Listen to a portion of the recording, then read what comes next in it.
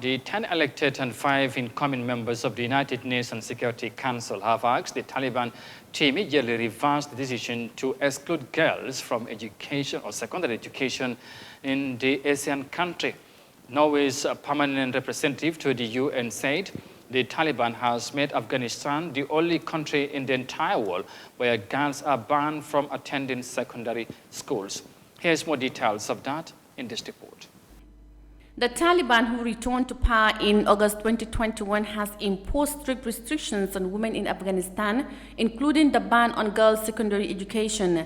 They have, however, said they are not against girls' education and that they are working on a plan to reopen the schools under Islamic law. Speaking to journalists at a Security Council meeting, the permanent representative of Norway to the UN, Mona Jules, said the Taliban should respect the universal right to education. Deputy Special Representative of the Secretary General for the country, Marcos Potzel, said nothing is certain if the Taliban do not respond to the needs of the society. If the Taliban do not respond to the needs of all elements of Afghan society and constructively engage within the very limited window of opportunity within the international community, it is unclear what would come next.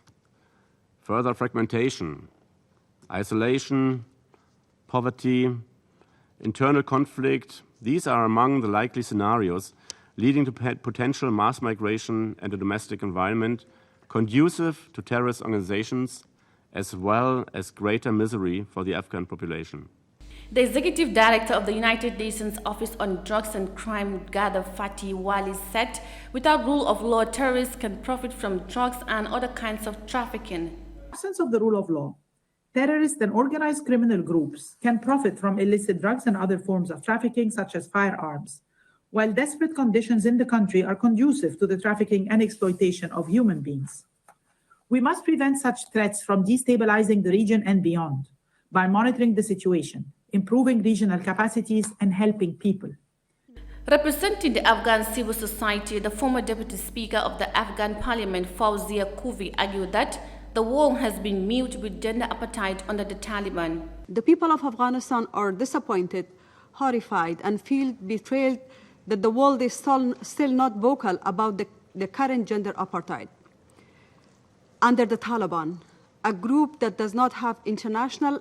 Under Taliban, Afghanistan has become a country with no law. In fact, this is the only country in the world, probably, that does not have a constitution. Our constitution is in limbo. It does not have a place for women and no future for the people of Afghanistan. The charge d'affaires of the Islamic Republic of Afghanistan to the United Nations told the Taliban that ruling Afghanistan by force will only lead to more conflict.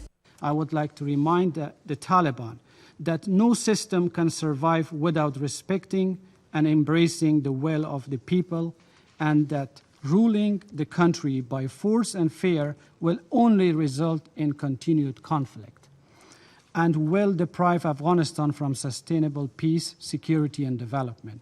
We appeal to the UN Security Council to take a united position in addressing the situation in Afghanistan. The people of Afghanistan deserve peace, tranquility, and prosperity. I end with a quote from Somaya Faruqi, former captain of Afghan robotic team.